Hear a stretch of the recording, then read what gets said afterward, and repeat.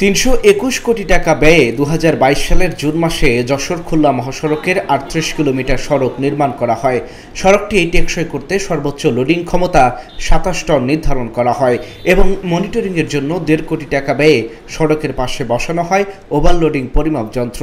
কিন্তু মাত্র ৩ দিনের মাথায় ক্ষমতাশালী ব্যবসায়ীদের হামলায় বন্ধ হয়ে যায় ওভারলোডিং পরিমাপ, যার ফলে প্রতিদিন গাড়িতে ৬০ থেকে ৭০ টন পণ্য আমদানি রপ্তানির ফলে অকালে সৃষ্টি হয়েছে উঁচু নিচু খানাখন্দের, কমেছে সড়কের আয়ু।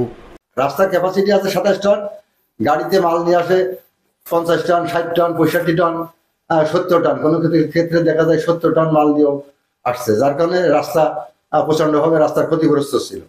এই কারণে আমরা ওখানে স্কেলে সঠিকভাবে যাতে মাল আনা নেওয়া করতে পারে সেই কারণে আমরা ওখানে স্কেলে পরিমাপ করছিলাম। নোয়াপাড়া ব্যবসায়ী ইউনিয়ন, মোটর শ্রমিক ইউনিয়ন সহ প্রায় ১-১৫০ লোক ওখানে মাইক্রো তারপর প্রাইভেট নিয়ে স্কেলে তারা এখানে হামলা করে।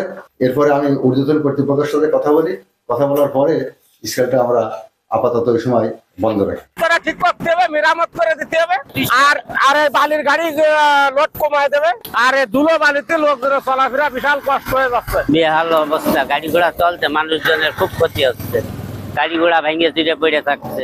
দেশের দক্ষিণ পশ্চিম অঞ্চলের ব্যস্ততম এই মহাসড়কের ৩৮ কিলোমিটার মেরামতে গত ১ দশকে ব্যয় হয়েছে ৪০০ কোটি টাকারও বেশি। যতবার মেরামত হয়েছে ততবারই সড়কে সৃষ্টি হয়েছে উঁচু নিচু খানাখন্দ, ফলে সারা বছরই গুরুত্বপূর্ণ এই মহাসড়কে চলাচল করতে চরম ভোগান্তি পোহাতে হয় গণপরিবহন যাত্রী ও পথচারীদের। দুর্ঘটনা ঘটছে হরহামেশাই।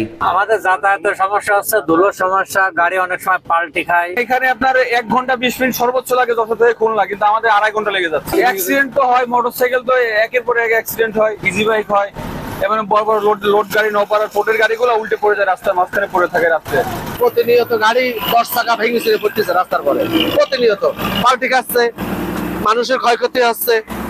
মানে এই বিপদের শেষ নেই ভাই, আল্লাহ যারা কবে উদ্ধার করবে আল্লাহ জানে।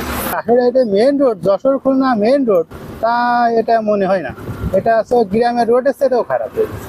বড় ধরনের দুর্ঘটনা হওয়ার পরে হয়তো বা কর্তৃপক্ষের দৃষ্টি আসবে, তাই ছাড়া আসবে না।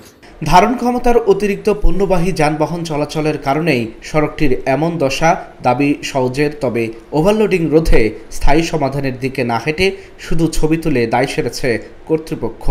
নোয়াপাড়া থেকে বা বেনামোল থেকে যে ওভারলোডেড গাড়িগুলি আসা যাওয়া করে, সেই গাড়িগুলির ওভারলোডের কারণে রাস্তাটি অনেক ক্ষতিগ্রস্ত হয়েছে, ইতিমধ্যে হয়েছে, এবং সেটা চালু করা আসলে ওটা মেনটেন করা আমাদের জন্য একটা দুরূহ ব্যাপার হয়ে দাঁড়িয়েছে।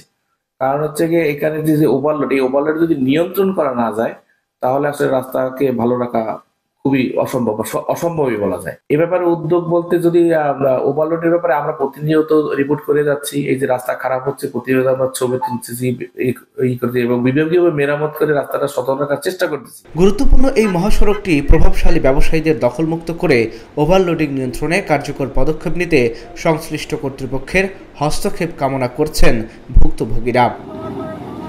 Dhaka journal news desk.